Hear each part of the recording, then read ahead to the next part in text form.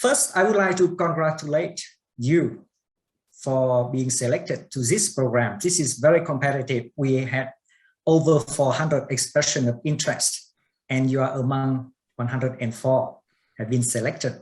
So you did very good job showing very strong interest and commitment to the cause.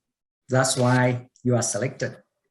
And we also see a strong potential and capability of applying your knowledge to your real life situations through this course.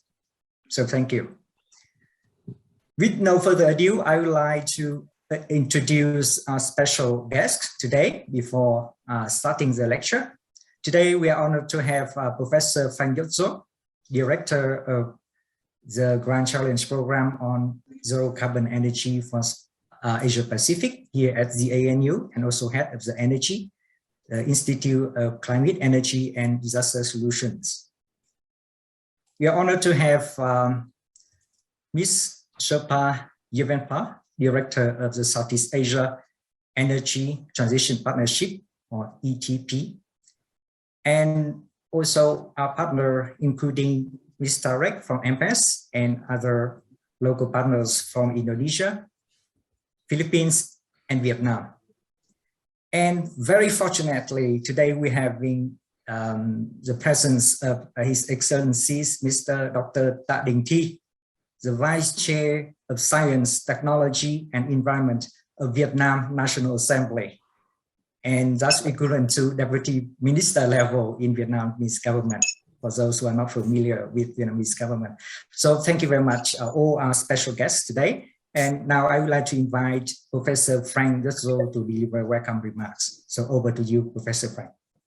Yes, welcome. Welcome to the Southeast Asia Energy Transition Partnership, and in particular, the roundtables of the partnership. So what is this? It's a 2-year capacity building and also networking program in Indonesia, the Philippines, and in Vietnam, in a regional partnership delivered in substantive measure from here in Australia.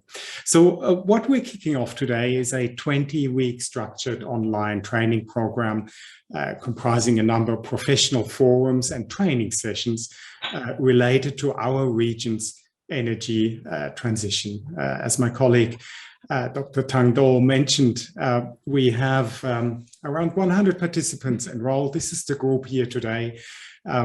You come from government agencies, from industry, from civil society in Indonesia, Philippines, Vietnam, and you have, of course, been selected from over 400 who have expressed an interest to take part. And the goal here is for us to help provide you with the latest understanding and also analytical tools to accelerate the energy transition to low emission systems, reliable energy supply systems, both in policy and in markets, and also, of course, in the process to help build professional networks within your countries and across boundaries.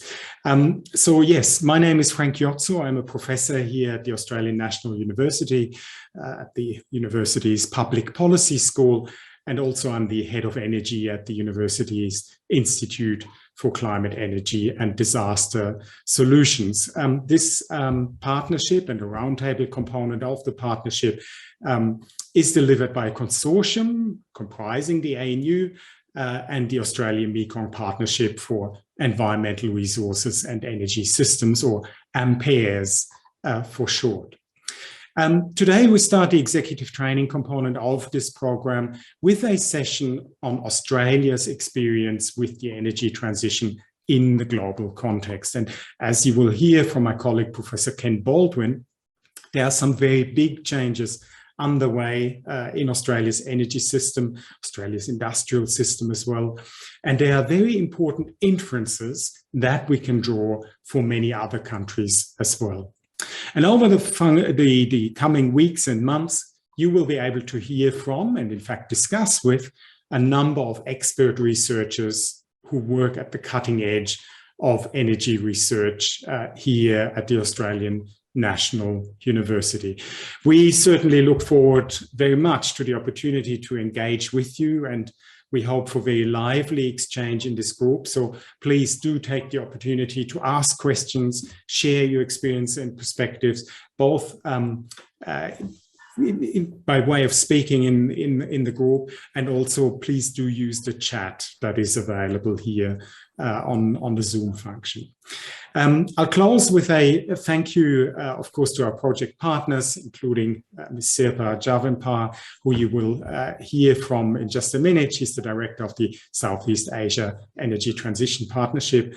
And also, of course, a very warm thank you to our partners at Ampères, and importantly, the partner organizations in each of the 3 partner countries. First, though, and very importantly, I have the pleasure to invite Mr. Ta Dinh Thi to take the floor. He is a member of Vietnam's National Assembly, and as you've heard, the vice chair of the Science, Technology and Environment Committee. Mr. Thi, over to you. Thank you very much, Professor Phanh Jojo. Dear Professor Phanh Jojo, Professor Ken Ban Uyên, Dr. Đỗ Nam Thắng from Australian National University, Mr. Sirpa Javanpar, Director of Southeast Asia Energy Transition Partnership, colleagues and the course participants from Indonesia, the Philippines and Vietnam, ladies and gentlemen. It is my great pleasure to welcome you all to teach the Southeast Asia Energy Transition Partnership Executive Training course. Energy transition towards a low and zero carbon society has started in many parts of the world, including our region and our countries.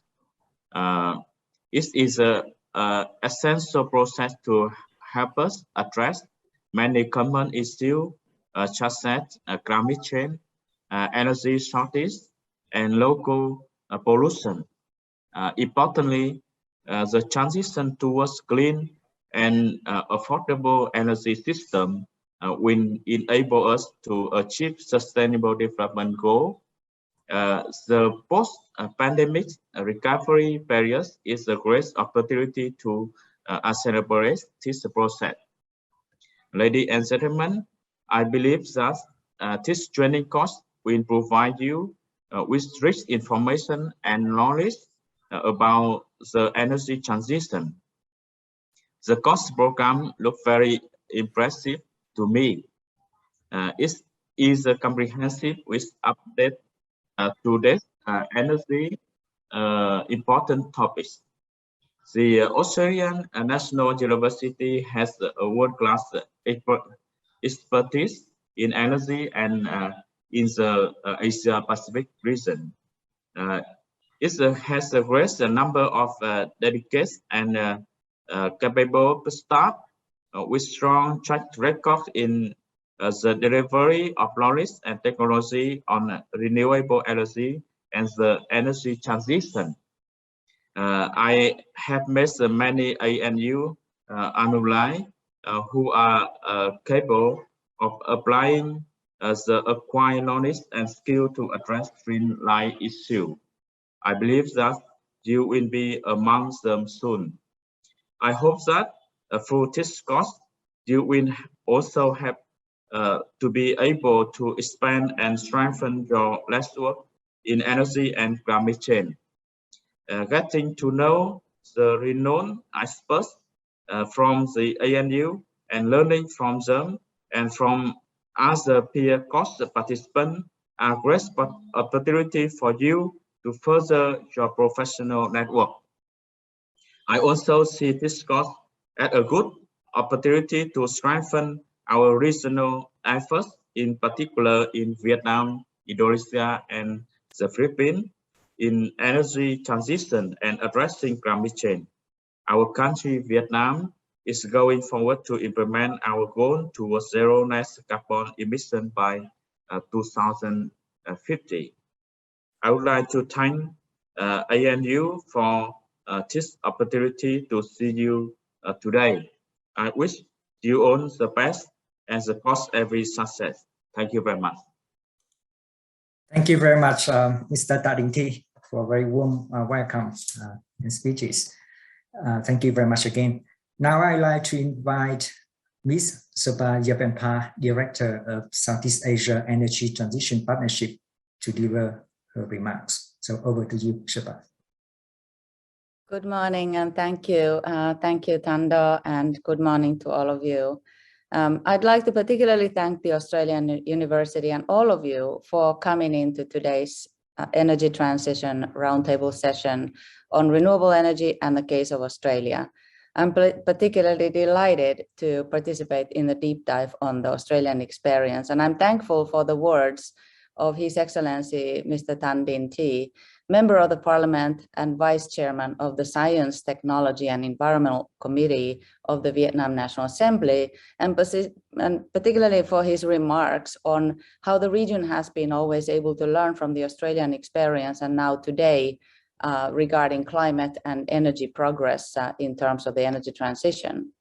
As many of you know, the Southeast Asian Energy Transition Partnership is a multi-donor partnership with governments of Germany, France, UK, and Canada, and private sector philanthropies, such as Children's Investment Fund Foundation, IKEA Foundation, Sequoia Climate Fund, and many others. This partnership has been established to support and strengthen the region's countries in their resolve to champion, implement, and coordinate energy transition in alignment with those national targets that Mr. Tan Dinh Thi mentioned earlier. So alignment with these targets will require also our attention to achieve a stronger and sustainable transition that is also equitable and fair to all the stakeholders. As ETP is a partnership itself, first and foremost, we also seek partnerships in all of our work. And we are also aware that energy transition requires alliances and all of our efforts, including yours, dear participants.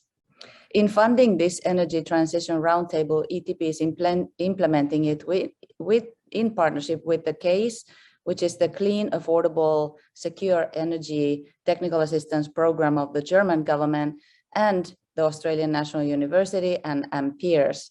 This enables us to deep dive into energy transition issues in Southeast Asia. And gaining exposure to the global practices, concepts, and tools for accelerating energy transition is critical for capturing the opportunities, but also for mitigating the possible mistakes that can or may occur in this journey. In the region, we have seen enhanced ambitions harnessed in the net zero carbon emission targets. The region's countries have also joined the Glasgow Pact, which points to the importance of the coal phase down in energy transition processes. This is obviously a significant undertaking, as energy transition is the biggest change project since industrialization. It will change the way our economies work and also bring significant benefits in terms of jobs, economic diversification, and the environmental benefits that will lead to new opportunities. The hard part is ahead of us, though, to develop and implement a clear plan to achieve that net zero emission target envisioned in the declarations. We have a lot of work to do, and knowledge underlines our collective capacity to accelerate energy transition, to align policies with these climate commitments, to de-risk the investment environment for viable, bankable energy efficiency and renewable energy investments, and to enhance flexibility of the electricity grid networks and expand smart grids, and underpin the progress with growing knowledge and growing awareness of the energy transition and its benefits. Today, we have an opportunity to learn the lessons from the world's most rapid expansion in deployment of renewable energy in the energy supply. Australia is on its way to realize the benefits of energy transition. So let me now warmly welcome all of you to take full advantage of this wonderful learning journey through the Energy Transition Roundtables, and pass the floor back to Dr. Tan Do and Professor Ken Baldwin for our session today. Thank you. Thank you very much, Sopa. Very encouraging messages to all of us, especially to the course participants. So thank you very much. And now let me start sharing my screen and introduce you to the course. So again, I am Thando. I am the course convener of this very exciting program. Give me 1 minute. The computer usually takes me some seconds to start warming up and move to the next slide. Here we go. So, as you have access to the course Moodle site, and I assume that you have a look at the course outline. This is the agenda of our whole course over the next 24 weeks. The course will have 10 sessions. So today is the first session in which we're going to learn about the Australian transition, experience in the transition, and also global context, delivered by Professor Ken Bowen after the introduction session. And next week, we're going to learn from the renewable energy generation from Professor Andrew Blakers. After that, every 2 weeks, we will have the lecture at the same time. And the lectures will covering the topics of carbon pricing, international renewable energy systems, energy storage, and operation electricity grids. The topics also cover more policy oriented topics such as the energy efficiency, trade, investment, green industrial policy, industrial workforce planning and transition, and social transition. So the program will cover not only the technical part of the energy transition, but also the social, economic, and policy aspects. One note here is that this session will be followed by the next session next week. And after that, we will have every 2 weeks. And from April, the time zone will be changing. So I highlight in orange color here. From those, so from section 4, International Renewable Energy System in April, the timing will be changed. And I will talk more about that in the next slide. The last course will be on the 29th of June, in which we will recap all the contents and close the training. After that, in the first 2 weeks of July, you will have opportunity to reflect what you have learned from the course through a short essay or report, in which you will address 2 questions. What are the most interesting components you have learned from the course? And what is your plan to apply the acquired knowledge during the course to your work? Then we will provide feedback on your essays and reports and issue the certificate of participations. So one important note here is that from April, the time zone will change.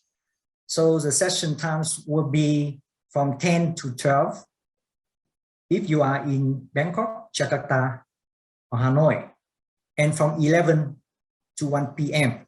if you are in Manila.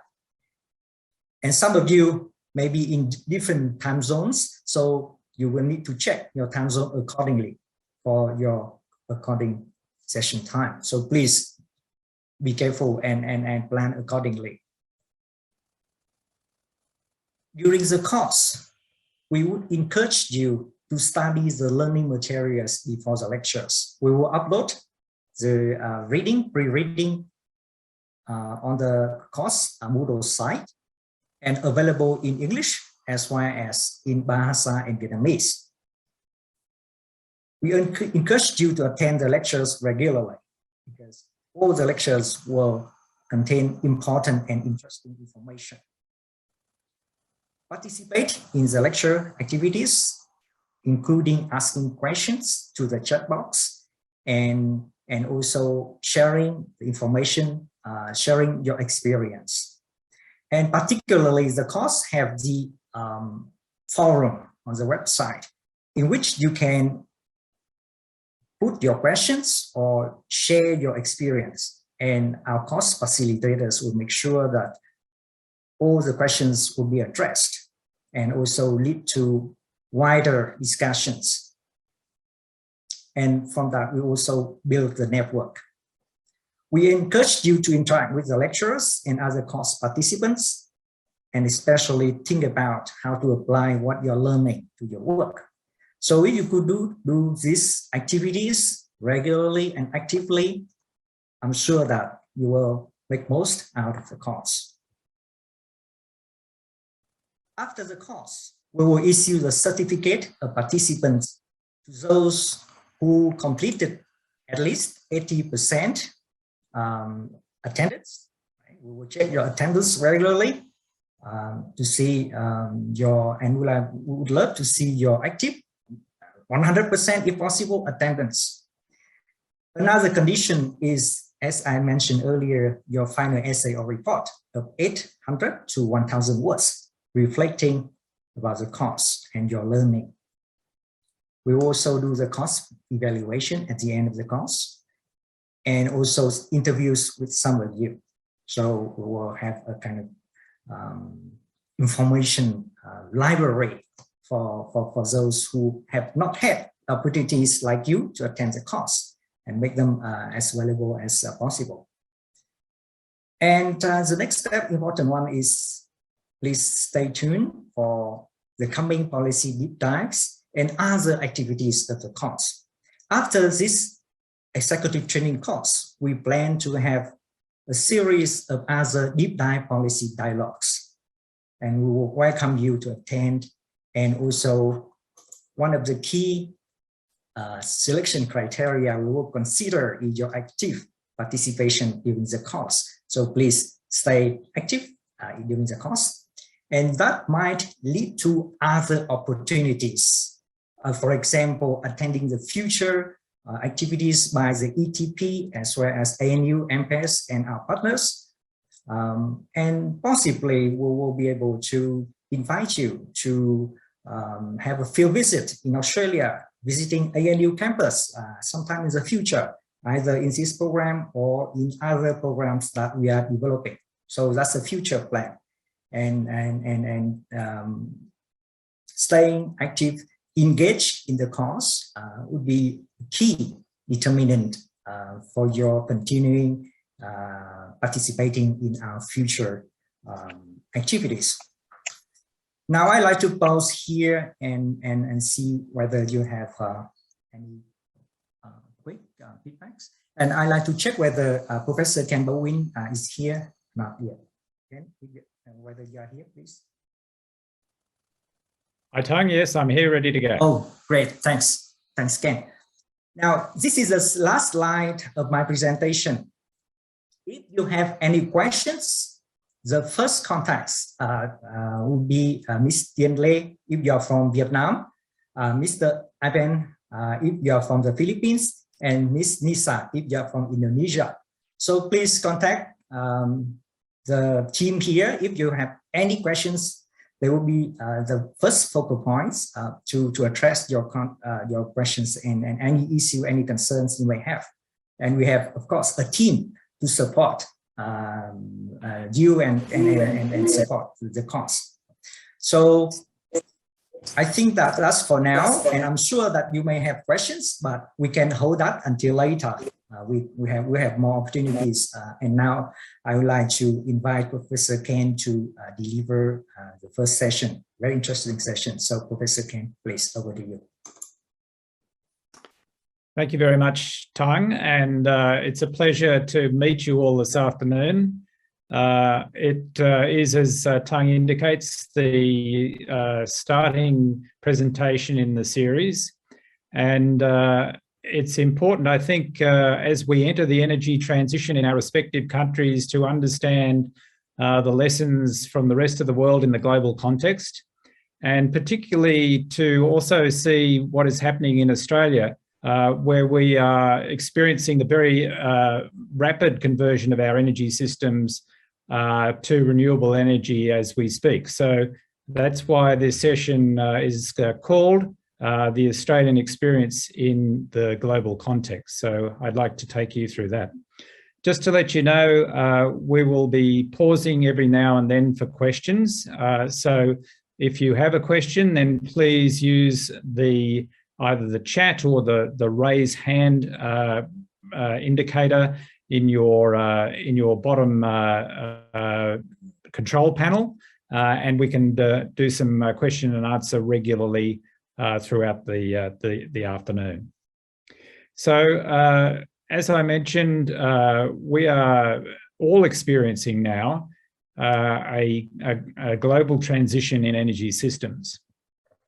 And this is motivated in large part by climate change, knowing, of course, that in order to keep the temperature rise of the globe to below 1.5 or even 2 degrees, we have to fully decarbonise our world economy by the middle of this century.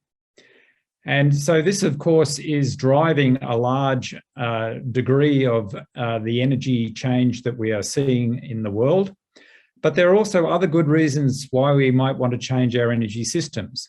And these relate to energy and security, to ensure that we always have a dependable supply of energy, to energy access, because there are over 1 billion people in the world who do not, for example, have access to electricity. So we might need to change our energy systems, for example, towards renewable microgrids to enable them to access energy.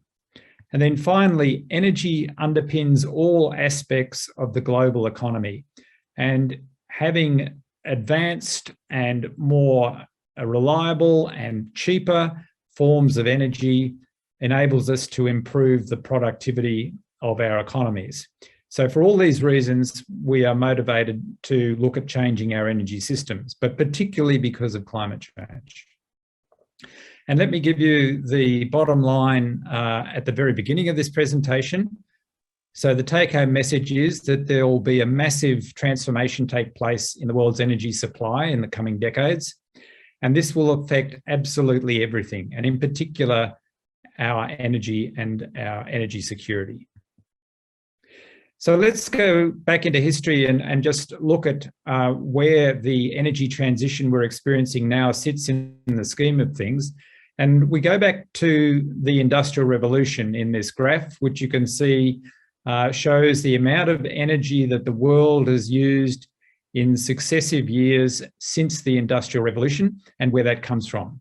So you can see that back in around 1850, at the beginnings of the Industrial Revolution, it was mainly biomass that provided the energy source for the world. And of course, it has continued to do so. And interestingly, more or less at the same level, even though the world economy and population has grown enormously since that time. And of course, the Industrial Revolution was founded on the introduction of coal. This is the black part of the graph. And later, when we invented the internal combustion engine, on the energy sources from oil, and then, of course, from natural gas. We, in parallel, harnessed our river systems to generate hydropower. That's the light blue here. And more recently, since the 1960s, we have harnessed the power of nuclear fission. That's conventional nuclear power, the yellow line that we can see in the graph here. So all these contribute to the energy mix at present. And those of you who have very good eyesight can see that on the top of this graph lies a very, very thin purple line. And this is the sum total of all other renewable energy that exists up until the present. And it is a very small contributor. However, I will state at the beginning that other renewables, that is mainly solar and wind, will soon replace all carbon-based energy systems. And indeed, they need to do so in the next decade or two in order for us to reach our global climate change targets. So this will be a massive transformation. Everything you can see on this graph that uses carbon-based forms of energy will soon be transformed to renewables. So this will be a change that is comparable in scope and magnitude to the Industrial Revolution at the beginning of this graph. So let's now compare us in terms of the energy transition that we're undergoing at the moment to the Industrial Revolution. The Industrial Revolution was by and large driven by technology. It was by and large unplanned and unforeseen. These developments happened without people really having any previous knowledge of the new changes. As a result, there was huge social and economic dislocation, and governments played very little role in this, and the end result was largely chaotic. Let's contrast this then with what we might expect for the energy transition. It's similar in scope and magnitude to the Industrial Revolution, but it's driven mainly by climate change. Of course, it's facilitated by possibly even fortuitous advances in technology, which happen to have occurred at exactly the right time in history to allow us to mitigate the effects of our changing climate. And in this sense, it's completely foreseeable and it can be planned because we do understand what needs to be done, and we do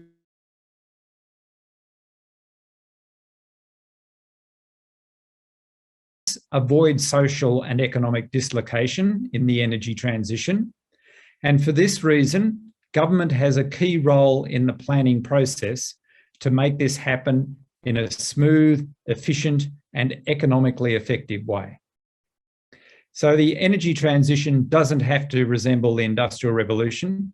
We know that it's coming, and we have the ability and the tools to deal with it. Indeed, the energy transition is happening as we speak. This graph shows the new energy capacity additions in gigawatts per year for a range of different energy generation technologies. And we can see that solar PV, photovoltaics, and wind are already the dominant forms of new energy generation additions in the global energy system. Gas is more or less constant. Coal seems to be declining. Hydro is constant, if not declining. Nuclear has bubbled along at the bottom a bit, along with bio and a few other smaller forms of generation. But it is really this ramping up of solar and wind that is changing the energy systems as we speak, and it's the either the constant or the declining role for fossil fuels that will be a feature for the energy transition in years to come. In this global context, Australia has an important role to play. And the reason for that is shown in this graph, where we see the amount of installed renewable energy capacity per person in each year by different regions of the world. And what we see here is that per capita, Australia is now leading the world in the installation of renewable energy capacity. So the current installation rate in Australia exceeds 250 watts of renewable energy capacity per person per year. This is 10 times the world average, and it's much greater than many other countries, which are shown here in this graph. So Australia, in some sense then, because of this change in the rate per person, is really at the leading edge of the energy transition. We are installing more renewable energy per person than any other country. And so we are learning very early on the lessons of the energy transition. So it's worth understanding what's happening in Australia so that other countries can benefit from this learning process. The other thing that's important to understand is that the energy growth will shift to the Asia-Pacific region. Here we have a graph from the International Energy Agency predicting where the primary energy demand centres will be in 2035. And we can see that the Asia-Pacific region will dominate the energy demand in the world. In fact, if you look at the growth in energy demand, as shown in this pie chart, you'll see that the non-OECD part of the Asia Pacific will contribute around 2/3 of the growth in energy demand in the period leading up to 2035. So this is very important because it means that this part of the world will be crucial to the energy transition and indeed to achieving the world's climate goals. And Australia is indeed part of the region and provides a lot of energy currently into the Asia Pacific. So at ANU, we have embarked on what we call a grand challenge, and it's titled Zero Carbon Energy for the Asia Pacific. And what we're trying to do here is to understand the key research drivers for transitioning the energy use of the Asia Pacific region towards renewable energy into the future. And the starting point for this is to understand the present, and in particular Australia's role in this process.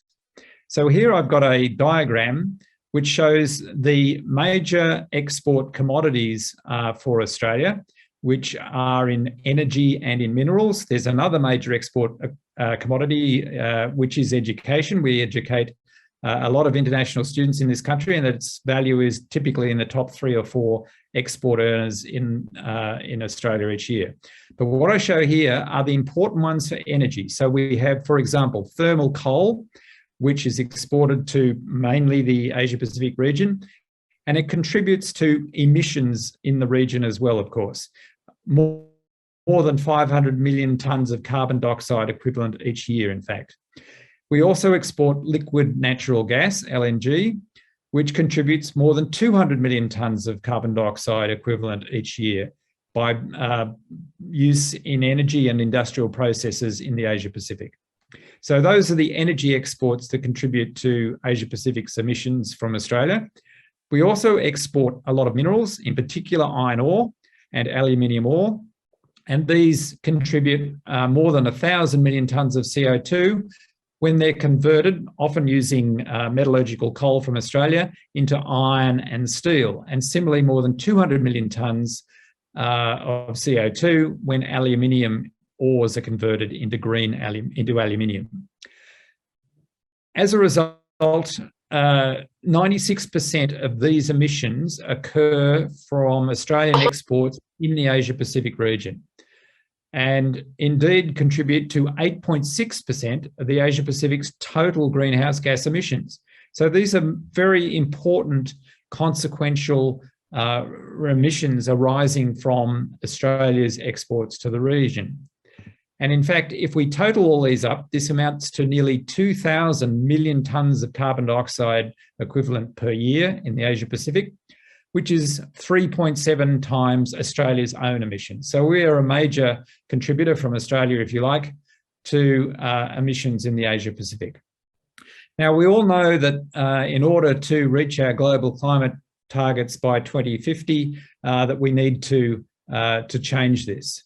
And so our grand challenge is looking at how this might happen and ways in which renewable energy can play a role in a new trading relationship between Australia and the Asia Pacific. And we published this very recently. It is about to appear in the journal Energy. So a future Australian export scenario might look something like this. Here we make 2 assumptions. The first assumption is that Australia exports the same amount of energy as it does now in joules. And we, in this scenario, assume that 80% of this energy is exported as hydrogen, which is shown by the big green arrow here, and 20% as renewable electricity, the smaller green arrow here, using high voltage direct current undersea cables to link Australia with Southeast Asia and potentially beyond. So in other words, all we're saying is that we're exporting the same amount of energy as we do now in thermal coal and liquid natural gas, except in the future, this will be done 80% as hydrogen and 20% as renewable electricity. The second assumption that we make is that Australia will mine the same amount of mineral ores, but export this as manufactured processed metals. 510 million tonnes as green steel using renewable electricity and hydrogen, and 18 million tonnes as green aluminium using renewable electricity to undertake this process.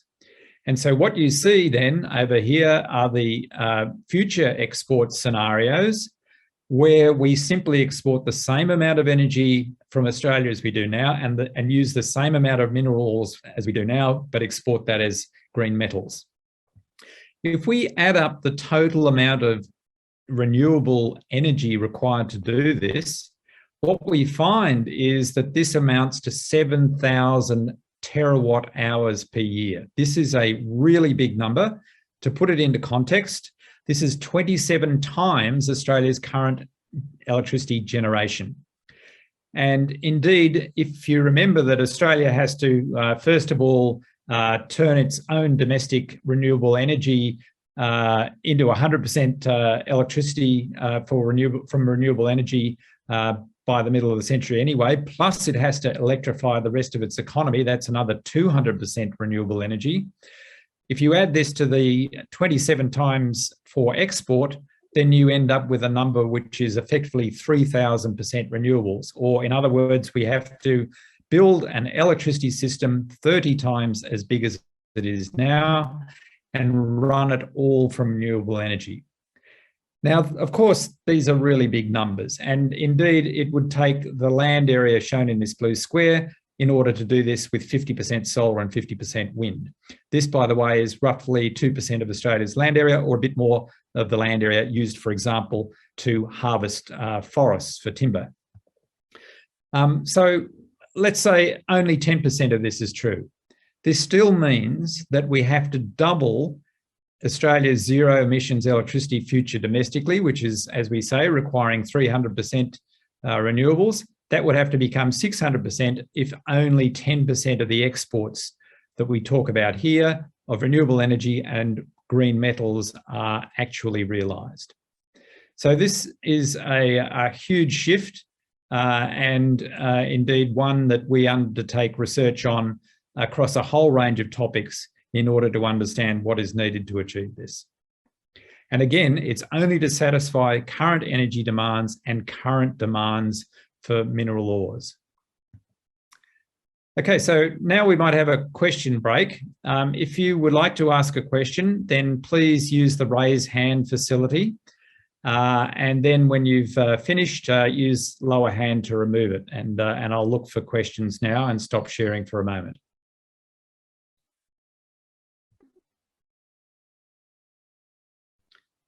So while we're waiting people to put up their hands, I've got a question in the chat, which says, your graph of CO2 exports for iron ore, aluminium, etc., is very intriguing and very high numbers. Absolutely they are, because in order to process the mineral ores requires an enormous amount of energy.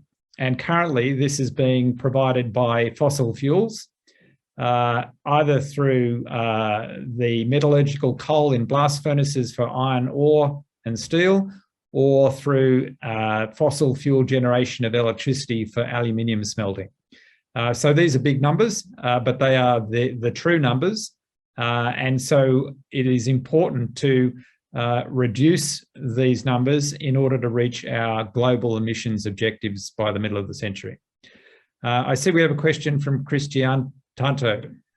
Okay, thank you, Professor Bartlett. Okay, my name is Cristianto, and thank you for this great opportunity from ANU. Currently, I work for the Ministry of Trade of Indonesia, so this issue is quite the hot topics right now in terms of trade negotiations with our trading partners. Yes. When I see your chart there, I would like first to congratulate Australia for the big achievement to be the leaders of renewable energy in the world. But there's some questions there. If you, for example, for industrial usages, how can we provide a stable energy, a renewable energy for energy intensified industries such as steels and iron forgery and something like that. Because here in Indonesia, if we want to switch and transition from like say a coal-based furnace technology into the renewable energy furnace, that will be a great investment, a big investment for our current industry, and that will be, I don't know, economically challenge for our current industry right now. The second is when you say that your main three energy resources right now is from solar and wind, and you already said that it will take a big land transitions.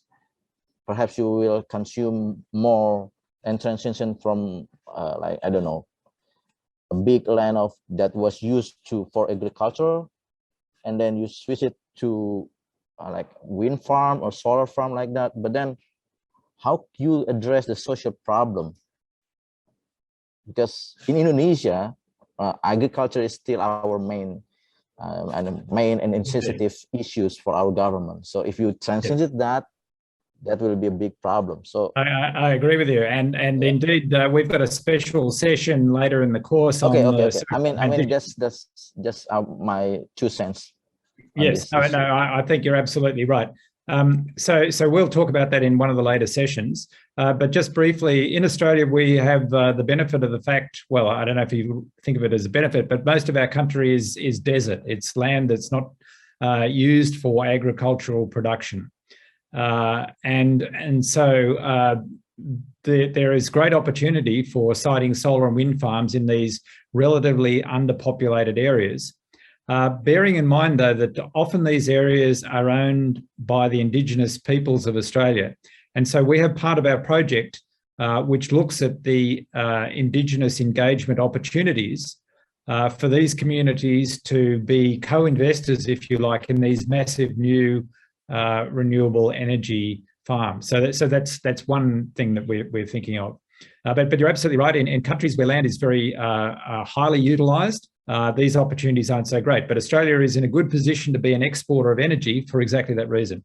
Going back to your first question about converting current iron and steel production facilities into facilities that use renewable energy. This is a huge transition process involving billions and billions of dollars of new investment in facilities that use renewable electricity to generate heat and that use hydrogen to reduce the iron ore, the iron oxide. So you've got to remove the oxygen from the iron.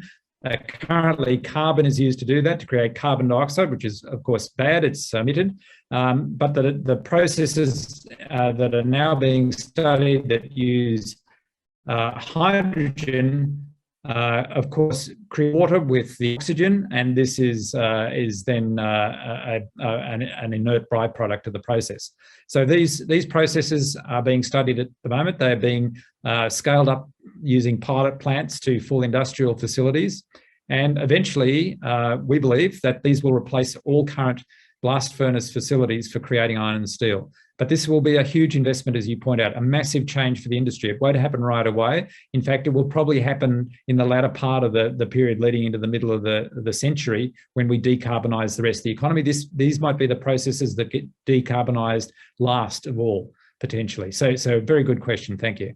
Let me just have a quick look at the chat to see if I can answer one more quick question, because we do need to move on. So I just explained green steel and aluminium. I can refer you, so Margarita asked about the equivalent units for ore export and energy. That's in our paper, so that's coming out in the Energy Journal shortly, so the answer is there. And then looking at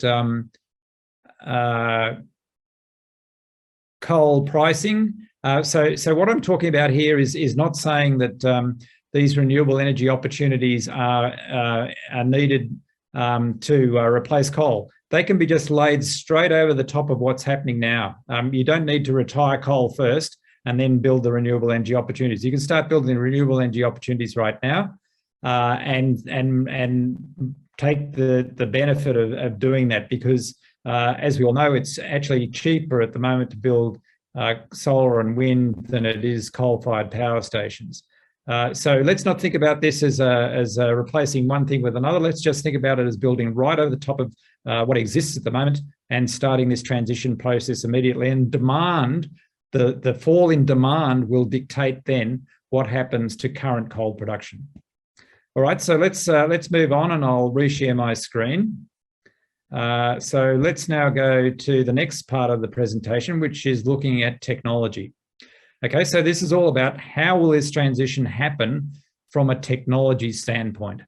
And bear in mind, there are two elements to the transition. There's technology and there's policy, and I'll talk about policy after technology. Okay, so we have currently generating sources from fossil fuels, oil, gas, and coal. And obviously we need to replace them eventually. And the question is, what do we replace them with? So the choices are, first of all, nuclear power for those countries that allow it. And just remember that Australia does not allow nuclear power. In fact, nuclear energy is forbidden by law in Australia, one of the few countries in the world to do this. But other countries have embraced nuclear power, and indeed countries like France get the majority of their electricity from nuclear power. So nuclear power comes in two forms. There's nuclear fission, which is the breaking up of uranium nuclei, the fissioning of nuclei to release energy. That's a conventional nuclear power station.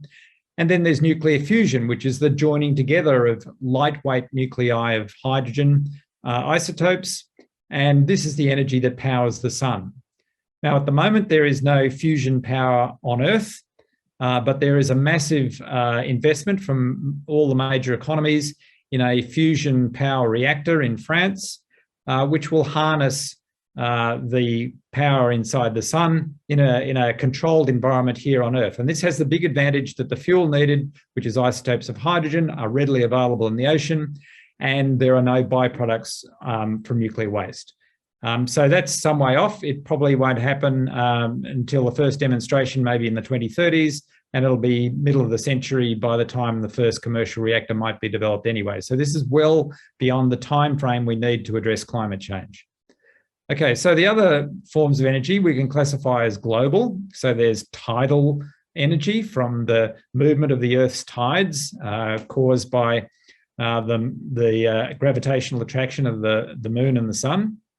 So this is basically, if you like, another form of pumped hydro, where energy is stored in potential energy by water moving up, and then you allow the water to move downhill as the tide goes out, and this you can convert to electricity in the same way you can with hydropower.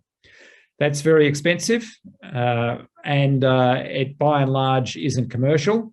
And the same can also be said by and large of geothermal energy, another form of global energy, which accesses the heat that is generated within the Earth's crust. So this is in two forms. It's either steam at the surface, and indeed in Indonesia, geothermal energy is harnessed in this way by tapping into the steam at the surface and generating electricity. But the other form of geothermal is to drill down, if you don't have steam at the surface, and go deep down many kilometres into the rock and harness the heat in the rock, generate steam, and then make electricity that way. Unless you actually have the steam occurring at geothermal reservoirs at the surface, the drilling down process is very expensive. And really it's the only option for most countries apart from, let's say, Indonesia and New Zealand, countries like that. So it's not very commercial if you need to drill into the rocks. And so really not available to many countries apart from those ones. And then finally, there's solar, and there's two forms, direct solar and indirect solar. Direct solar is all the solar we know about. It's solar heat. So this is, for example, heating water on your roof from the thermal energy from the sun. There's solar photovoltaics, which is PV, which is solar cells effectively. Which is the solar panels on our roofs or on solar farms, which generates electricity directly from sunlight. Then there's thermal electric, which again concentrates the sun's heat to create, for example, steam to drive a turbine. And then there's thermochemical, which is very similar, concentrating the sun's heat and then storing it in chemical forms, like ammonia, for example. So those are all direct solar. Then there's indirect solar. And what do I mean by this? Well, the sun drives a lot of processes. In fact, convection causes wind, and we then harvest the wind using wind turbines. So that's driven by the sun. We then have hydropower, which is essentially brought about by the evaporation of water by the sun, the condensing into clouds, the falling as rain into a river catchment, and then the harnessing of the power of the river by hydroelectricity after storing it in a dam. Then there's wave power, which of course is driven by the wind, which is also driven by the sun. And then finally, there's biomass. So this is plants that capture the sunlight using photosynthesis, and we then harness the stored energy in the plants. So essentially, these are all the forms of energy available to us. And I contend that in the future, the main forms of energy, and this is becoming apparent already, will be nuclear fission for those countries that allow it. And for the rest of the world, there will be opportunities with photovoltaics, with wind power, and with existing hydro, because in many countries, it's very difficult to dam any more rivers. And so consequently, there is limited opportunity for adding hydro capacity around the world. So the main forms of energy in a decarbonised world will be nuclear fission, photovoltaics, wind and hydro, mainly existing hydro, and with very little opportunity for fusion power to come in before we need to address climate change. So that's really a quick summary of where things are heading at the moment. How does this all work out? How do these technologies take over from fossil fuel, and which one wins the race? So now I'm going to talk about how this happens, and to understand that you have to understand what is called the learning rate, which is the change in the cost of a particular item, which could be a solar panel or a wind turbine or a coal-fired power station or a car or a television set. It's the change in the cost of that item as the number of units of that item increases in the production process. So in other words, it's a process of learning through research, through innovation, improvements in the production line, as you make more and more of the particular item that causes the cost to go down. So what you see is early on, the learning rate is very rapid as research and innovation helps reduce the cost, and then it gradually plateaus out until the technology is mature.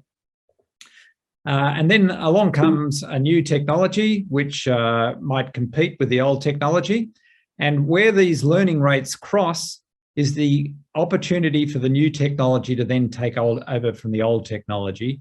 And at that point, you will see replacement of the old technology by the new technology.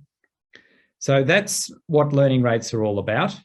And indeed, let's now have a look at learning rates for renewable energy. First of all, let's look at solar PV. And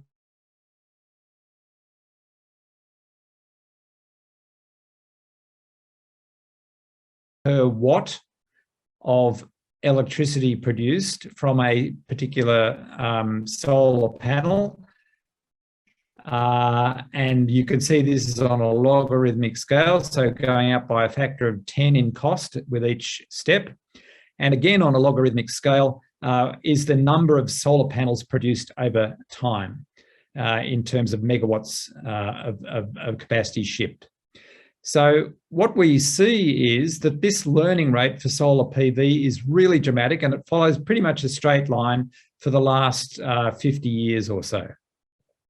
And what this means is that the cost of solar energy has decreased enormously during this time. It's decreased by a factor of 500 in the price per watt for the module. And it's almost hard to imagine any other product, whether it be an aeroplane or a television set or a coal-fired power station, that has a price reduction over time, anything like this. The only thing comparable that I can think of is a computer chip. And again, that's made from silicon. So what we find is that essentially every time you double the number of solar panels produced, the price goes down by 23.5%. And that is equivalent to a compound annual growth rate of 33% a year. So that is an enormous learning rate. And this means that solar is decreasing in price so rapidly it's outcompeting just about everything else. Here's a similar learning rate for wind. It's not a dollar learning rate this time. It's a how many watts capacity per turbine you can generate, going back from 1990 to the present.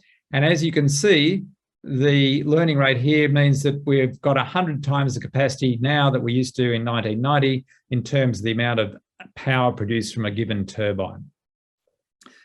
If we then look at how all these different technologies compete together, here's a graph which shows the learning rate. So here's cost on the vertical axis, number of megawatts, cumulative production or megawatt hours for batteries on the horizontal axis. And you can see that solar, which is the blue dots here, has the steepest, the fastest learning rate. Onshore wind is also very fast. Then we have batteries down here, the little triangles, and then various components involved in the hydrogen fuel cell process.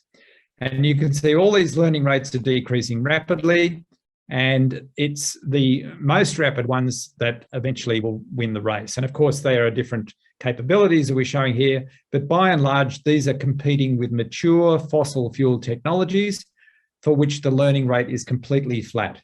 There is no change because they're mature technologies. Okay, so that's what eventually will happen. These renewable energy systems will outcompete the fossil fuel systems based on economic cost. How do we actually quantify this? Well, we use a formula called the levelized cost of electricity. Many of you will be familiar with this term. It essentially says on the top of the equation, we take all the costs involved in generating the electricity we're talking about, whether it's a solar panel or a coal-fired power station, and then we divide by the amount of energy in electricity that is produced. Okay, that's the E. And the cost involves the investment in the plant, the maintenance and operations cost, M, and the fuel expenditure, F. And we discount this using a discount rate R, which effectively says that it's a bit like an interest rate, that we value something in the present more than we value something in the future, where the future years are included in the exponent T. We do exactly the same thing with the amount of energy produced, so we divide the cost by the energy, and that's the levelized cost of electricity. But a word of caution, this assumes that we have plug and play. In other words, let's say we decommission a coal-fired power station and replace it with a wind farm in the same place. Now, of course, there may not be much wind in that location, so we need to move the wind farm somewhere else where there's more wind, and this would mean extra transmission costs, et cetera, et cetera. So just be aware that it assumes plug and play, but nonetheless, this is quite a useful comparison. And then finally, just to point out, where does the learning rate come in? It's in this term here, the investment cost. If the investment cost decreases every year, as it does with solar panels, for example, then the cost, the LCOE, will decrease as well. That's where the competition element comes in. By the way, can I ask everyone to go on mute? I can hear somebody who's not on mute, so can you all please mute your microphones? Thank you very much. Just to talk about the discount rate, which, as you see, appears in this term R. The discount rate or the interest rate varies from country to country. It's the cost of capital, effectively. And for energy, this has been mapped out by the International Energy Agency. And as you can see, there are huge differences, a factor of 7 in the cost of capital in different countries. So this means that you have to be very careful when working out your levelized cost of electricity. It depends on the particular location and your access to capital and the interest rates. So let's now look at how the levelized cost of electricity of these various technologies compare. And we'll use an Australian example because this is very important to understand, because as I said at the beginning, Australia has the highest rate of installation of renewable energy per capita in the world. So we're going through the energy transition more rapidly than anyone else. And this is driven by the learning rates for solar and wind. So let's understand that in terms of LCOE. So here on this side of the graph, we have the LCOE for various fossil fuels. So there's gas, brown coal, black coal, etc. Both without a carbon price and with a carbon price, and various risk premiums associated with that. So as you can see, it depends on how you price carbon. But you can also assume, for example, that the carbon is captured and stored. That's carbon capture and storage, or CCS, which also adds to the cost of fossil fuel power stations. If we then compare that with the levelized cost of electricity for wind and solar in Australia, what we find is that wind and solar have already become the cheapest form of new build electricity generation. So remember, this is all for building new fossil fuel power stations compared to new solar and wind farms. Even if we need to add in storage, whether it's battery storage or it's pumped hydro energy storage, the cost of electricity goes up somewhat, but not so much as to make it uncompetitive with carbon capture and storage and significant prices on carbon. And indeed, already in the Australian Capital Territory, where we are in Canberra at the Australian National University, they have been purchasing through reverse auctions wind power recently, and this has come in below $50 a megawatt hour. So that's the line here. And indeed, if you put this in terms of current dollars, because that's a fixed price for 14 years, it comes out to about $35 to $37 a megawatt hour. So already solar and wind have won the race in Australia. No one in Australia is going to build a new coal or gas-fired power station on an economic basis. So no company will do that. It'll only happen if government taxpayers' money is used to subsidise new fossil fuel power stations. So now is a good time to have a little break again and maybe do some question and answer. Again, use the raise hand facility to ask a question, or maybe use the chat and then lower your hand to remove it, and I'll stop sharing.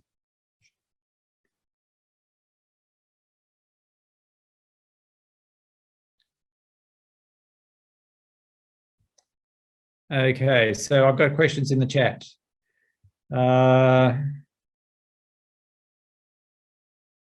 So there's a question from Vimo about does implementing an electricity market system similar to NEM and WEM help the transition to low carbon power generation? Yes, it does. And we will have a special session on exactly that. So in other words, designing a market that allows all these different technologies to compete and to fill a need to deliver electricity at a particular time and at a particular level. So market design is incredibly important. We'll address that down the track. Is the short lifetime, this is from Marika, is the short lifetime of energy storage considered in the LCOE? So yes, it is. For example, batteries probably have a lifetime less than 10 years. So you need to include that in calculating the LCOE of renewables plus battery storage. And that's what is done in that study I showed, which is generated by the Australian Energy Market Operator and the Commonwealth Scientific and Industrial Research Organisation. For pumped hydro storage, the lifetime is much longer. These are dams at the top of a hill and the dam at the bottom of the hill with a pipe between them. You pump uphill when you've got plenty of renewable energy and then let water flow downhill through a generator at times when you don't have enough, and you then generate electricity. And this is about the same efficiency as a battery, about 80% efficient. So the advantage of pumped hydro storage is you don't need a river.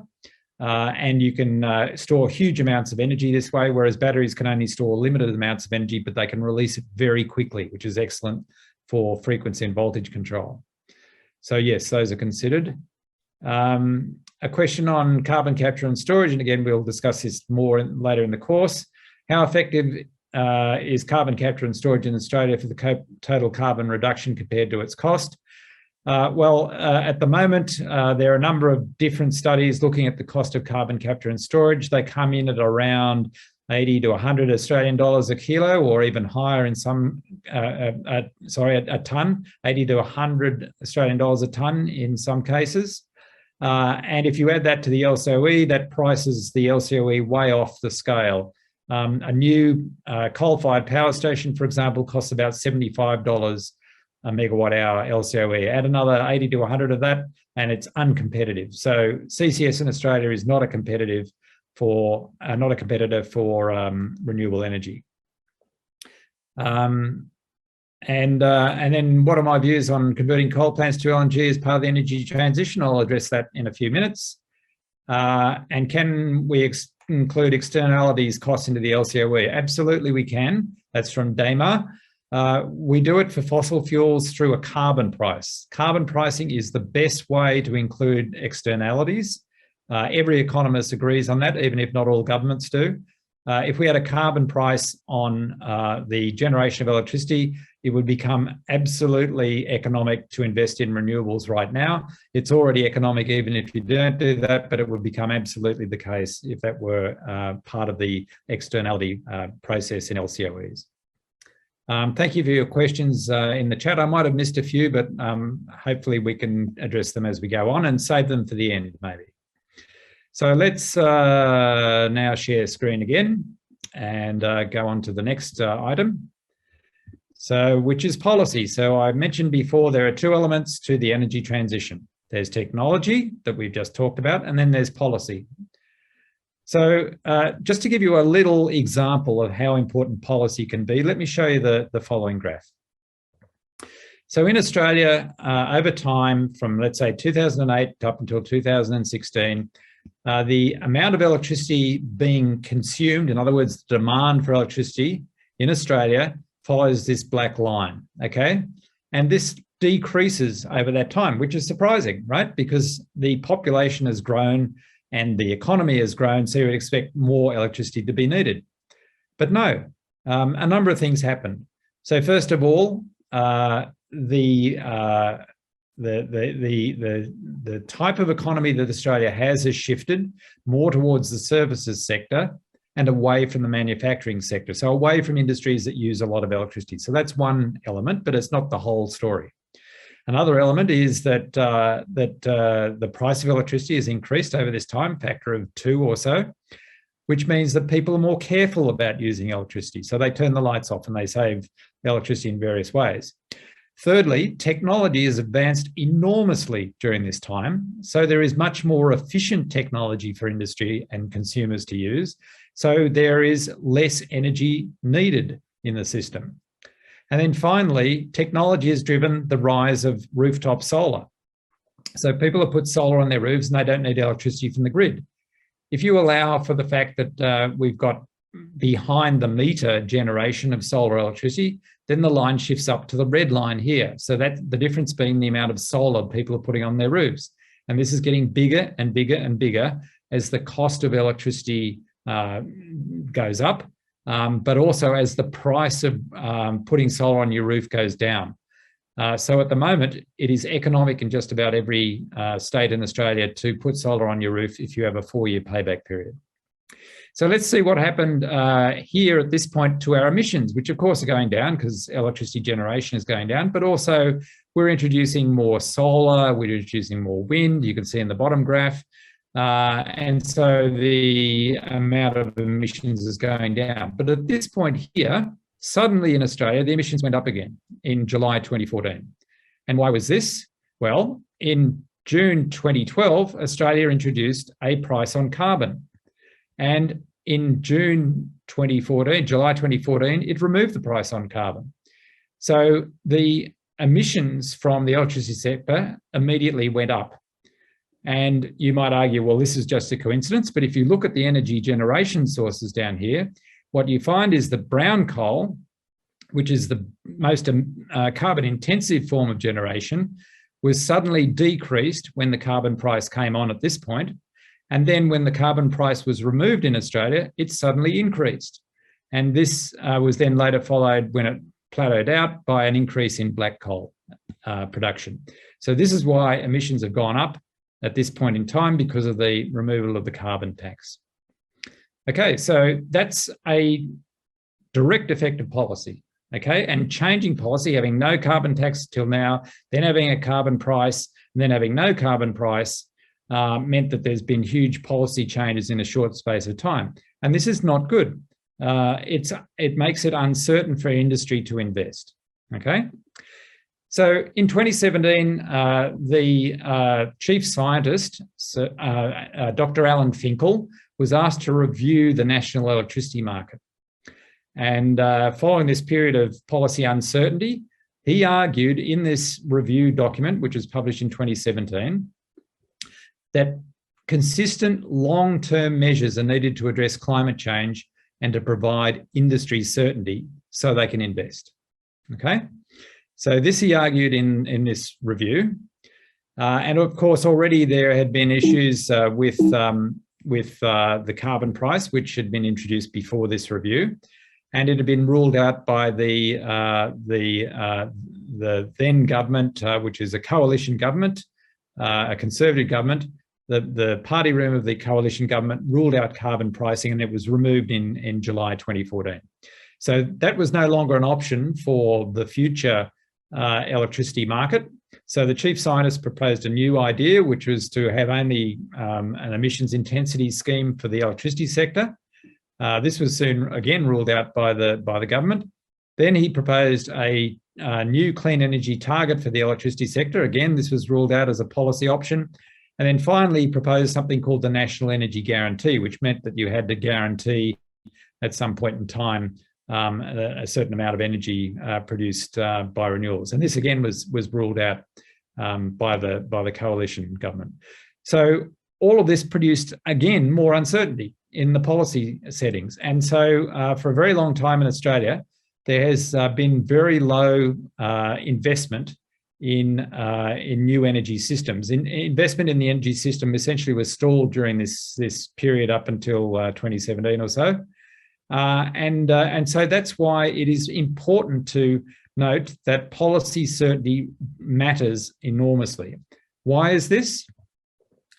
The main reason is it de-risks investment planning. If you know that there is going to be a government policy in place for a long period of time, when a company goes to the banks to invest in a new solar farm or a new energy generator of any description, there will be a lower interest rate charged because of the fact that the investment is de-risked because the future is certain. And by lowering the cost of finance, this makes the energy transition cheaper. We know that we're going to have a transition from fossil fuels to renewables anyway. We may as well do it at the lowest possible cost. So we may as well do it with government policy certainty that decreases the cost and keeps electricity prices down. So that's why policy certainty is incredibly important. Just to show you what happened with the investment in Australia, here's a diagram from the Clean Energy Regulator, which shows the investment in renewable energy capacity in gigawatts for various types of renewables. So there's rooftop solar, that's solar on homes and businesses in yellow, utility scale solar in orange, wind power in brown, and then other fuel sources in light brown. This is the period 2016 to 2020. I'm not showing any data from the period before 2016 because the policy situation then was so uncertain. There was no investment, pardon me, there was no investment taking place.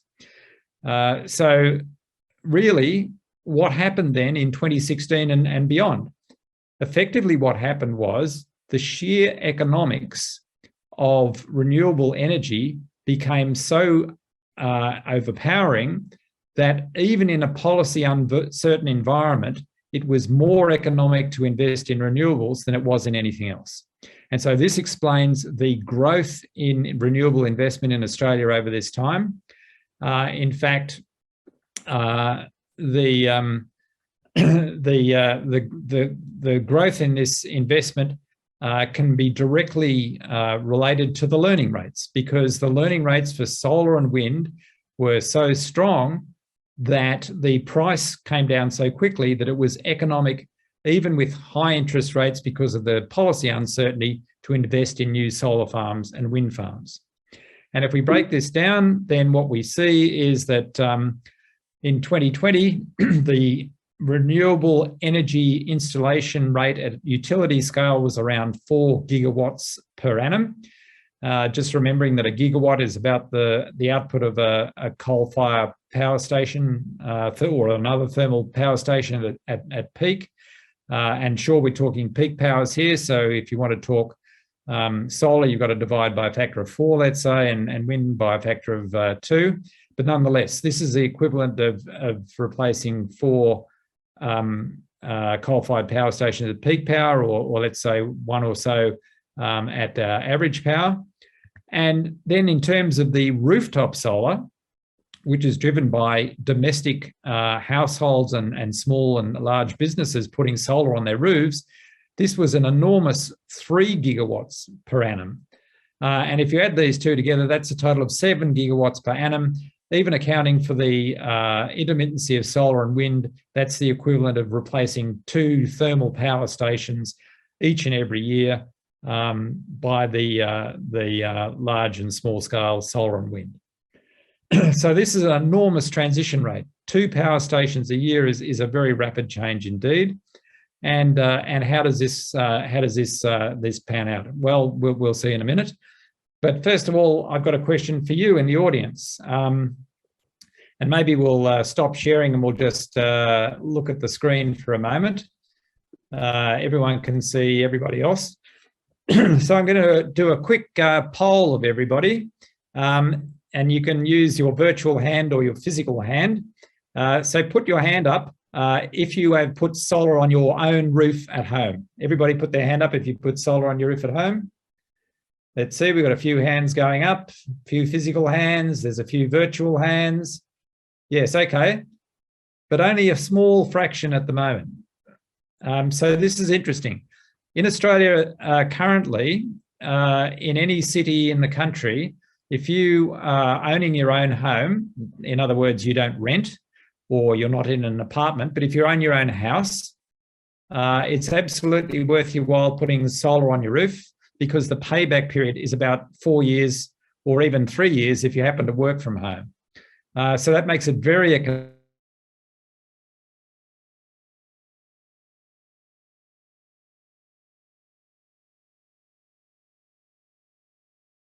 This is changing because the cost of solar panels is decreasing. So it's going to be an even shorter payback period in years to come. And in your country, it will probably, in the Philippines, in Indonesia, in Vietnam, it will probably reach that sort of level in years to come as well. So it's worth keeping your eye on the cost of solar because this is rapidly decreasing in many countries. Okay, I'll share screen again.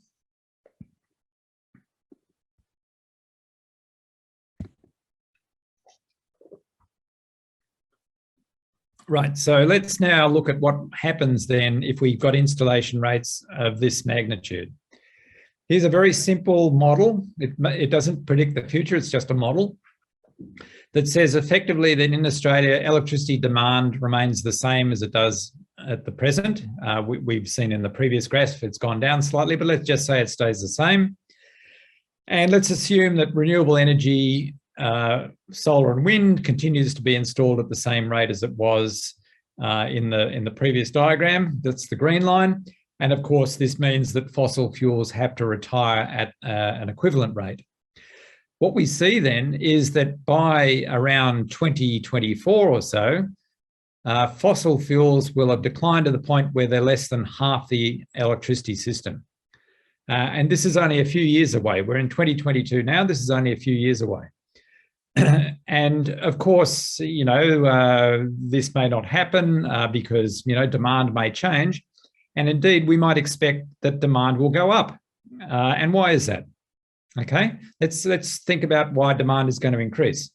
Well, first of all, we know that we're going to use renewable energy to replace the electricity sector. So that's a third of Australia's greenhouse gas emissions right here. And indeed, this is the easiest way to meet our Paris target of 28% emissions reduction. By simply converting the electricity sector to renewable energy, we can achieve that by 2030. But if we electrify all the other sources of emissions in Australia, we can do that, for example, for stationary energy generation. This is space heating and things like that. We can replace, let's say, gas heaters with heat pumps driven by renewable electricity, and we can get rid of 19% of our emissions that way. Or we can convert internal combustion engines in the transport sector to electric vehicles using renewable energy and get rid of, again, 90% of our emissions. And we can do the same thing if we no longer need fossil fuels. We get rid of fugitive emissions from mining coal and gas, and then replacing industrial processes like cement making, iron and steel, with new processes that use only electricity and hydrogen, for example, in the case of steel. So if we do all that using renewable energy to electrify all the other sectors, then we'll probably need, let's say, 2 to 3 times the amount of electricity as we do now. And this, of course, means demand for electricity will increase, right? So let's go back to our little toy model and see how this might work out. So here's just another potential scenario. So instead of demand staying constant, demand goes up because we're going to electrify the rest of the economy. That's the way that the energy transition is going to work. We electrify everything else and use renewable electricity. Okay, let's assume that, the current rate of renewables goes up to a point around here and then maybe has to increase to meet this new demand, the extra demand we've created by electrification. Then we still find that the transition point of fossil fuels to renewables happens in around the middle part of this decade. So that doesn't change very much, might shift out to 2025, 2026. But by and large, renewables will increase in order to meet this increase in demand because it's much cheaper to build a solar farm or a wind farm than it is a coal or gas-fired power station. So that's where all the extra capacity will come from. It'll come from solar and wind plus storage. Okay, so what is happening as we speak? Well, here's the very latest figures from the national electricity market in Australia. You can see from July 19 onwards, there's seasonal variations as can be seen here. And then we simply do a linear projection out into the next year or two. What we see is that already coal is being replaced by renewables, okay? And that gas in particular is not playing a significant role. Somebody asked a question about whether coal is being replaced by gas in Australia. That's not true. In America, it was true. Coal was replaced by gas because gas became very cheap and had huge quantities. So they undertook an intermediary transition to gas. In Australia, we're going straight from coal to renewables, and gas won't play a role in the transition as a fuel. It'll play a role in Australia in a different way. So renewables are already more than 30%. Gas is around 5% and decreasing. Gas will play a role as a peaking fuel. In other words, to provide electricity at times when solar and wind aren't operating, for example, at the evening peak. So gas will continue to play that role. We probably don't need much in the way of new gas installations to do this. So gas will have a role as a peaking fuel to smooth the transition to renewables. It won't be a transition fuel itself. Okay, so that answers the question that was in the chat previously. Some people are interested in hydrogen, whether hydrogen will replace gas. And I answer this question in terms of Australia, but it will depend upon the individual economy that we talk about. So, for example, gas is used in many countries, including Australia, to generate electricity. Will hydrogen replace gas in the electricity system? In Australia, I don't think it will. And that is because renewable energy is so cheap in Australia that it outcompetes gas. However, in other countries where there is a winter peak in demand, for example, in the Northern Hemisphere, North Asia, Northern Europe, North America, they have a peak in demand in the winter, and they often don't have much renewable generation at that time of year. So they need a seasonal fuel source, which could be hydrogen generated in the summer, stored and used for winter generation of electricity. So that might be important in some countries, but not others. And in particular in Australia, I don't believe it will be important. For low temperature heating, gas is used. Could you use hydrogen for that? Unlikely. Again, it's cheaper to electrify and use a heat pump powered by renewable energy than it is to use gas. High temperature processes, potentially it could be used for industry, for high temperature processes, but then we've also got the opportunity to use solar thermal to generate high temperatures. So again, it's not clear whether hydrogen will be a gas replacement or whether solar thermal will be a gas replacement. For industrial feedstocks, yes, I think partly. So for example, production of ammonia, renewable hydrogen will replace hydrogen from natural gas. So yes, in industrial processes, again, I think there's a role. I think there's an even more important role, though, for long-range transport, where fuel cell electric trucks and long-distance transport will see a role, where batteries, for example, aren't that practical for travelling hundreds and if not thousands of kilometres across the vast Australian distances. So that's just my personal thoughts on the role of hydrogen in Australia. Other countries will be quite different, as I said, but in Australia, I think the big role for hydrogen will be in exports. As I said right at the very beginning of this discussion, it will dominate domestic hydrogen consumption because the export opportunities are so big. So how high can renewable penetration go? Well, once you get more than 50% renewables, as we've been discussing, when renewables take over from fossil fuels, you need to be able to cover the intermittent nature of solar and wind because, cloud formations cover solar farms, the wind sometimes doesn't blow at wind farms. You need to address the intermittent nature of renewables. And you have three options for doing that. The first is to overbuild supply, and indeed to have your supply in different locations. So that's the advantage in Australia. We have huge geographic spread of our national grid. It covers 5,000 kilometres. So somewhere it will be windy, for example. So you overbuild supply is one option.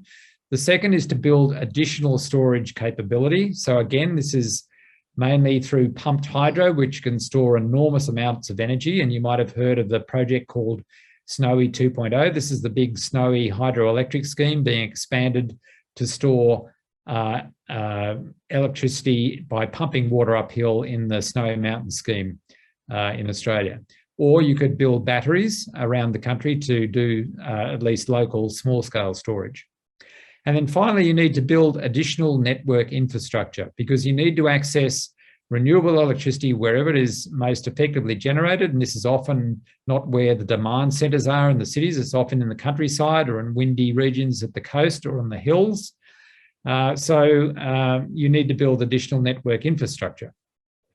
And this adds to cost. And we've calculated the cost here at the ANU, and other people have done the same thing, the energy market operator and others. And it adds about 50% to the cost of a 100% renewable electricity system. But again, going back to the LCOE discussion, this is still cheaper than building a new coal or gas-fired power station.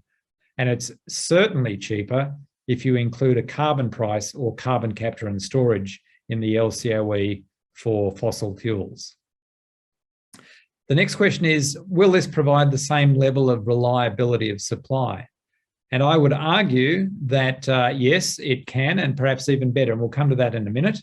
But it's all around the fact that you've got this distributed system with multiple redundancy. Will it provide the same level of security, for example, during increasing extreme weather events or cyber attacks? Well, that's a very good question as well. And again, we'll talk about that in a minute. Maybe is the answer. We can have that discussion. Let me just point to one example of reliability. which I think indicates that this is completely doable. So Germany has an increasing amount of renewables in its system. That's the green line here, going up in 2006 from 12% to over 30% in more recent times. And during that time, the number of blackouts on the grid, the amount of hours of blackouts on the grid, didn't increase as the amount of renewables went up. It actually decreased. And this is through clever engineering, proper software control systems, good management, good governance. And so it's absolutely the case that even with intermittent solar and wind, the system does not need to have more blackouts, and indeed could be made more reliable just because of the diversity in the system. Okay, so we might pause that, and I've got a question that I've put in the Moodle that I'd like to hear an answer from each country. So maybe one person from Vietnam, one person from the Philippines, one person from Indonesia could maybe give me the answer to this. And we've been talking about what is the renewable fraction in your country. And in Australia at the moment, it's 31.4% of the national electricity market in 2021. That was last year. So maybe if we just stop sharing the screen at the moment, someone from each of your three countries can tell me what your fraction of renewables is currently, and we can do a comparison. So stop share. And I see that we have somebody from the Ministry of Energy and Mineral Resources in Indonesia. Is that Olia? Would you like to tell us what the percentage is in Indonesia at the moment? Yes, Professor Ken Baldwin. My name is Aulia from Ministry of Energy and Mineral Resources. As for electricity market in Indonesia, currently the renewable portion is about 11.7% in the end 2021, and mostly are supply from hydro power plant, and secondly from geothermal. Yeah.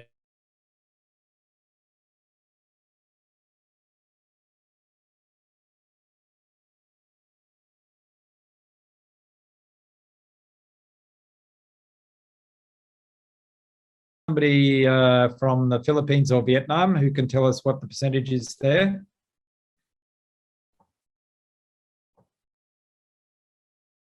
Anybody?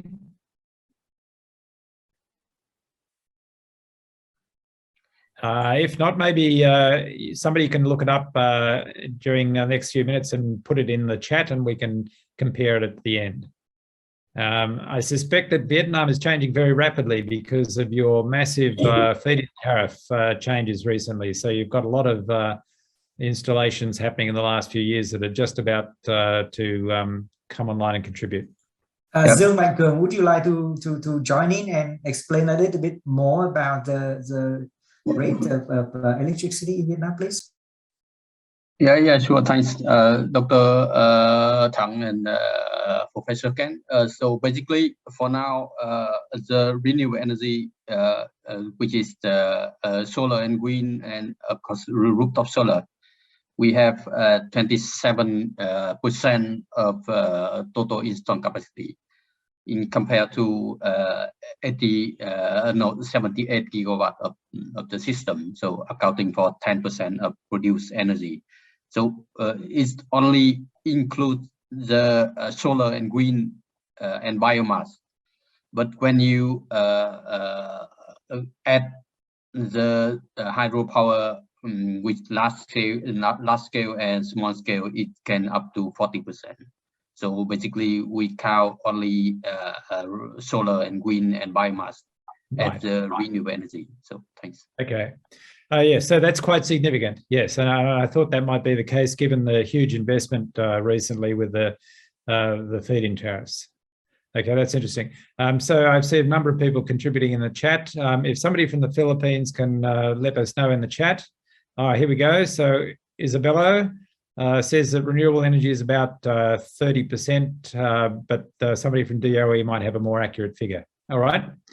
So very interesting, and interesting to know the different mixes in the different countries between hydro, geothermal, solar, wind, etc. Very interesting. Yeah.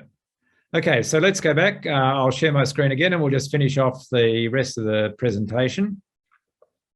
Now I want to talk a little bit about energy and security, because this is a key issue in the transition. How are we going to make a secure form of energy supply into the future?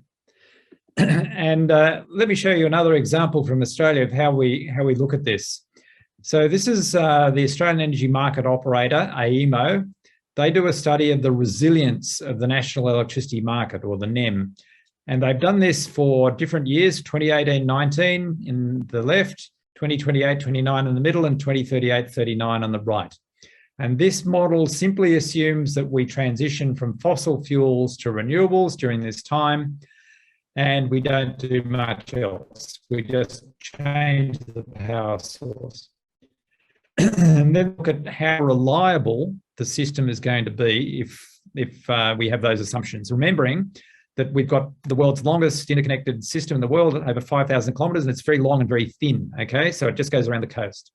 And what they find is that the green is strong resilience, red is poor resilience. So the system is getting weaker going into the future. In other words, there's more red around the place. And so what they've done is that they've taken this and they've come up with what they call an integrated system plan, where they now not only propose renewable energy zones, often inland for solar farms or on the top of mountains for wind farms, where they will need the renewable energy to be produced in the best places. And then they predict where the transmission lines need to be built in order to access those, and where the storage in the way of pumped hydro or batteries needs to be placed in order to provide firm supply at the time it's needed. So this is all about central planning. This is a very important shift in thinking, that we now need to have central planning in order to plan the energy transition to make it work for us. So this goes away from a free market approach, which has prevailed in the past. So now we have central integrated system planning.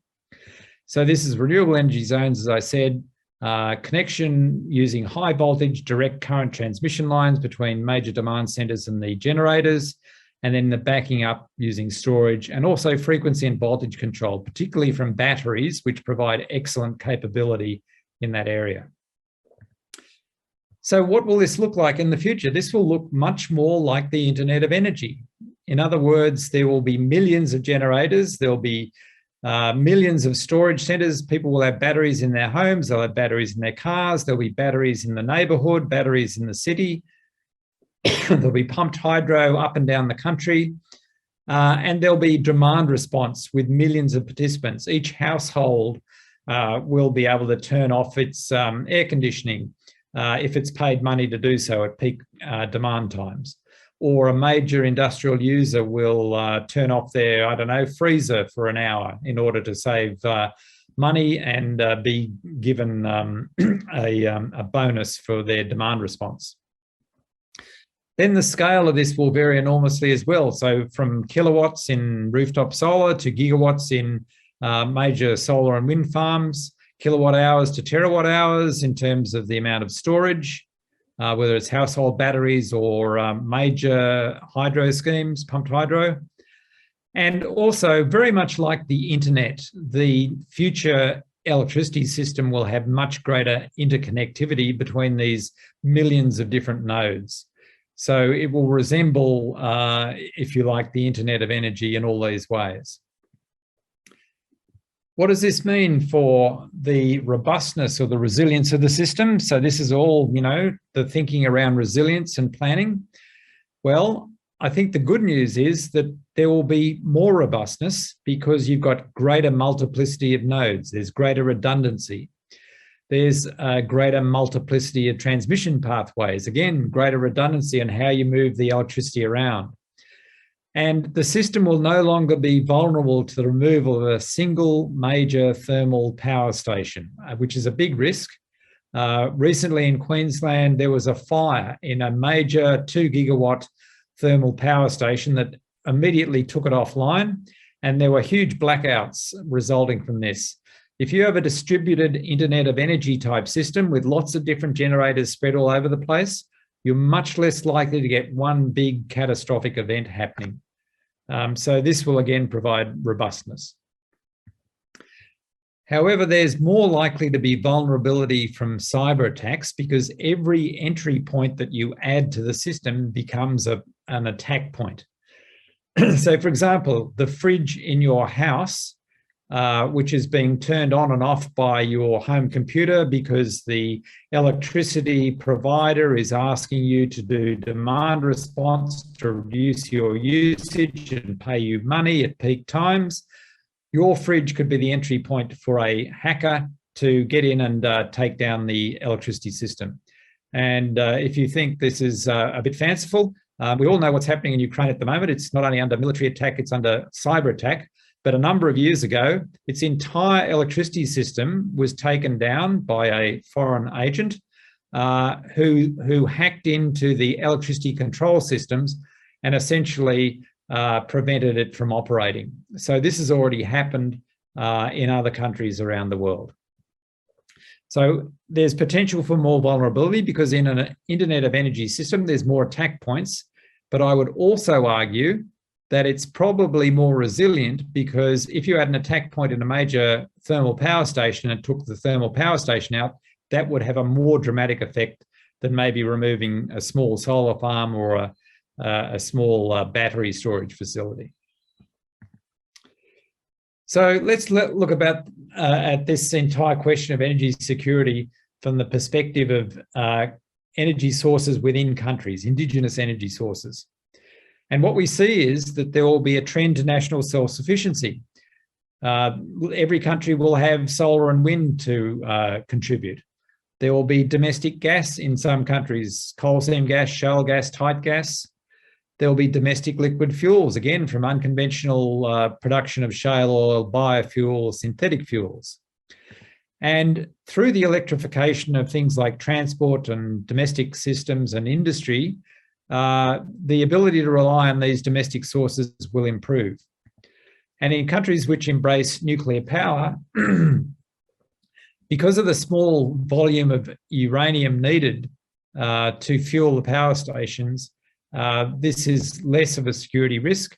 And indeed, in the future generation of nuclear power stations, which use fast neutron reactors, you can reuse the spent fuel from old nuclear power stations. So you don't need to import uranium at all. So all these trends to national self-sufficiency through energy sources operating within countries will improve energy security. So the good news is that these new energy capabilities will improve our energy security. There'll be fewer energy resource wars as a result in the long term. Nobody is going to go to war over somebody else's solar or wind. There'll be less opportunity to interdict supply chains. So the sailing of oil and gas ships through the Straits of Hormuz will be a thing of the past for people to worry about. There might be some domestic energy security issues in order to balance the electricity supply, but we've already seen that you can do this via the Internet of Energy by having greater connectivity, more storage and multiple redundancy. In countries which have nuclear power, there's the risk of potential nuclear proliferation. But again, through good governance and good management systems, this risk can be ameliorated. There will be cybersecurity risks by interdicting disseminated energy systems with more entry points.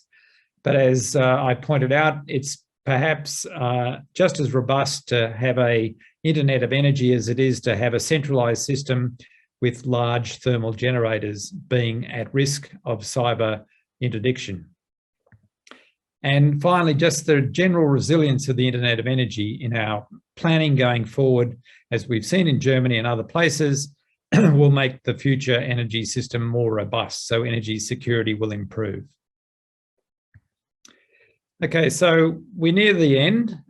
We have the time now for a few quick questions before summing up. So happy to have a chat about what are some of the key energy security issues in your country. So again, please raise your virtual hand and we can have a bit of a discussion about energy security. So I'll stop sharing so we can have a bit of a discussion now.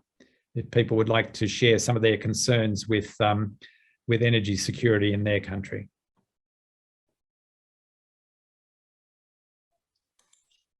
Thanks, Professor Campbell-Wynne. A very interesting and informative session. Now is the Q&A time, so we would like to invite you to join and speak up in the discussion. Some of you have put the questions in the chat box, but this is the time for you to speak and join the discussion, please. I see there's a question from Ahmad Mudani. Would you like to ask your question? Yeah. Thank you, Professor. I'm Ahmad Murdani from PT PLN Indonesia.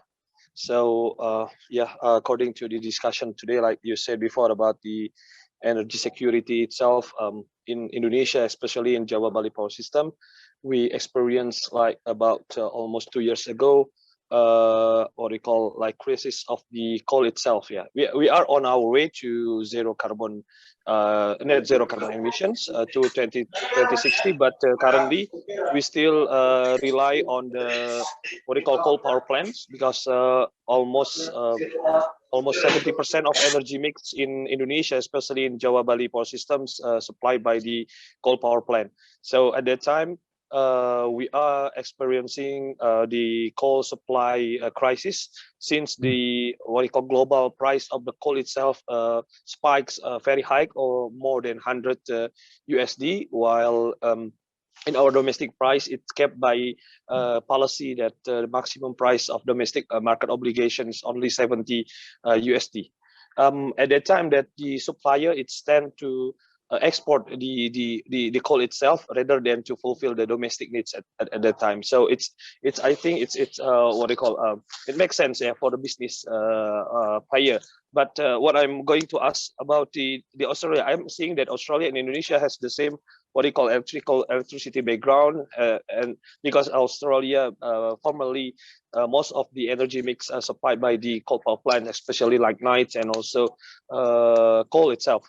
How do you what happened if there is what we call a global spike of the coal price itself, and most of the supplier of the coal itself in your country don't want to fulfill the domestic at the time? Because I know that the commodity of coal itself, market mechanism of coal itself is very liberal in Australia. So how do you secure your coal itself when the coal price is very high at that time? Thank you very much. Yeah, so that's a good question, and it relates not just to coal but also to gas. So yeah. So actually in Australia, what we found is because of the way the bidding system works in the national electricity market, it's the last marginal bidder, the highest marginal bidder, that sets the price. And usually this is the gas generators. And with the price of gas going up recently, this has caused an increase in electricity prices. And so gas supply has the same issue with price. And so again, as the system transitions away from depending on the market price of fuel for fossil fuels and more towards indigenous in-country generation of renewables, the less subject you are to these international fluctuations. And so what I think will happen is that because the supply chains will be much more within the control of each country, that you'll experience less of this price spiking activity. Okay, I think one more thing, the last one. So I sometimes see the IMO and NEM itself about the moving of the electricity spot market price at that time. So when I see that there is a spike of the price at that time, I'm thinking that there is, yeah, it's usual because of the supply and demand itself.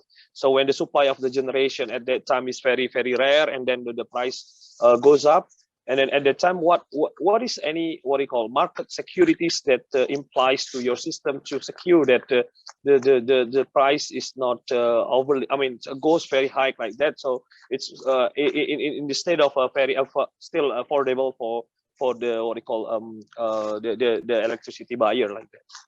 Yeah, that's true. But once again, I think you know, in the transition, moving to a system that allows zero marginal cost bidders like solar and wind will mean that they will dominate the market system. And that's why market design is very important, because you then need to accommodate the fact that that they will be able to bid into the market at very low price. So maybe we'll move on to another question now. I see that Thank you. That PH Malia Letrero has a question. Hello, yes, good noon. Actually, this is not a question really, sir. It's can I be heard? Yep. Oh, okay. Nice. I was just looking at your security, so I'm not really so sure about the cybersecurity at this point here.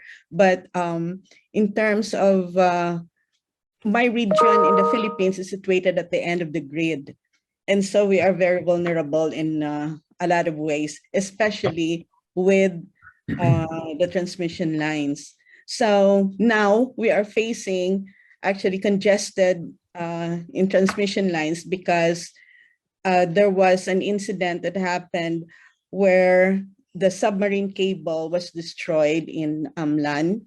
And so now they have to do something to source out the lines to be okay for us, because even in Negros, where they're experiencing already like a 12-hour brownout, 8 to 12 out. So that is the vulnerable the security that we are facing whenever there are disasters. Yes, and the same thing happens, I think, for anywhere which is, you know, has a long undersea cable connection. It happened in Tasmania recently. So again, part of the solution for this goes back to the Internet of Energy. Having microgrid capability with lots of disseminated sources of energy, wind, solar, storage, is going to be really important into the future. And Australia experienced this in the bushfires. So a lot of rural communities were cut off in the bushfires because the fires burnt the power lines, and they had no power for weeks.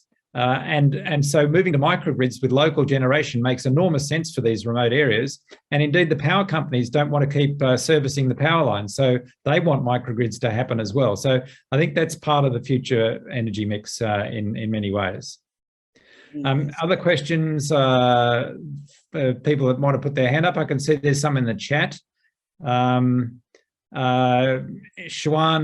says, are there any policy incentives to install solar PV in residential areas in cities? In Vietnam, infrastructure and building structures make it hard to put rooftop because of the small space in urban areas. Well, that's a problem in many big cities, particularly in apartments where, you know, you don't have much roof space and there are lots of people, so you don't get to share in the energy.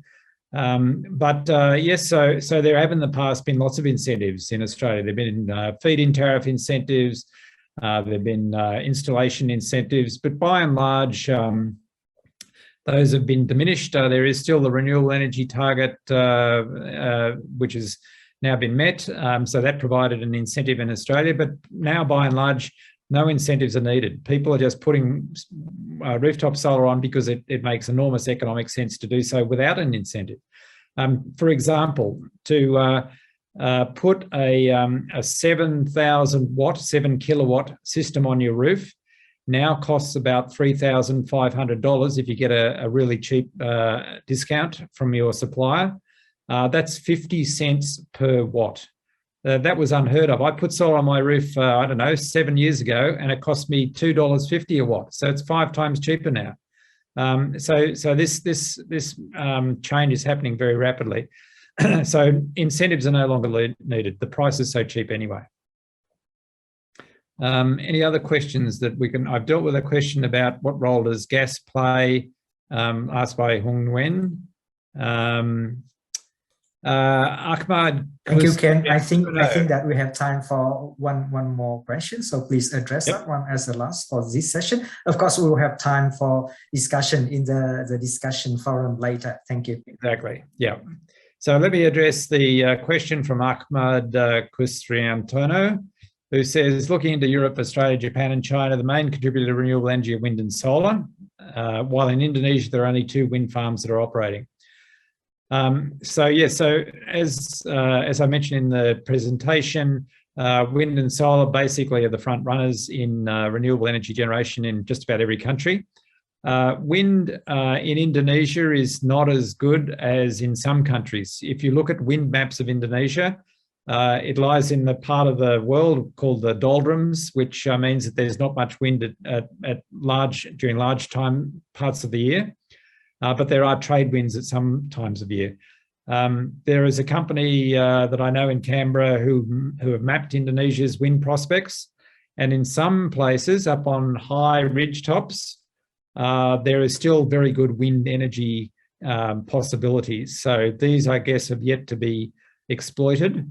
But by and large, Indonesia has better solar opportunities than it does wind. And indeed, the sun belt around the equator, even though you have monsoon with cloudy periods, there's still sunlight getting through during the monsoon. So solar is probably the best prospect, but wind is not insignificant in some parts of the Indonesian archipelago, particularly in the higher ridgetop regions. Okay, so I think that's all we've got time for at the moment. I'm very happy to answer questions online by email or whatever. So please, if you've got questions on the chat that I haven't answered, send me a message and I will answer that offline. So great to talk to everyone today. Thank you for your participation. It's been very active and very good. I'm glad that people can tell us what their experience is in their own country. And I look forward to the rest of the course with everybody and contributing at different points during the rest of the course.